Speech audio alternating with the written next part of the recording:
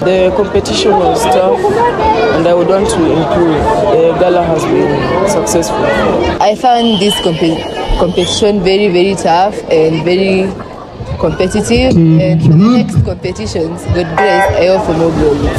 And I encourage parents out there who have children who are differently abled, we call them neurodiverse children, to come participate for this event. They expose their children, they get to learn from the community, and they take part from the community. PIPSA has been very good to us, especially coaches, in terms of exposing our learners and showcasing our talents to in our learners. We also want to thank Genesis Sports for being our sponsor, and we are here to compete and win.